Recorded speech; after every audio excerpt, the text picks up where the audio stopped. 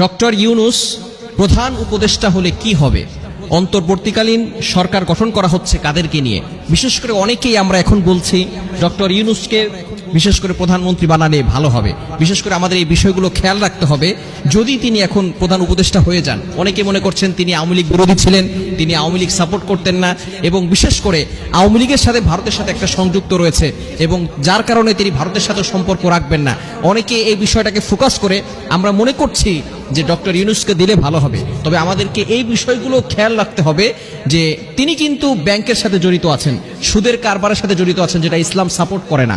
আল্লাহ তাআলা পবিত্র কোরআনুল কারীমের ভিতরে নিজে বলে দিয়েছেন, 3 নম্বর পারার 3 নম্বর পৃষ্ঠা সূরা বাকারার 275 নম্বর আয়াতে আল্লাহ তাআলা বলে দিয়েছেন, আহাল্লাল্লাহুল বাইআ ওয়া হাররামার রিবা, বিজনেস লাউফুল এন্ড ইউজুরি আনলাউফুল। আল্লাহ তাআলা ব্যবসাকে করেছেন হালাল আর সুদের কারবারকে করেছেন হারাম। সুতরাং এই ডক্টর ইউনূস সাহেব যদি সরকার হয়ে যান, প্রধান উপদেষ্টা হয়ে যান,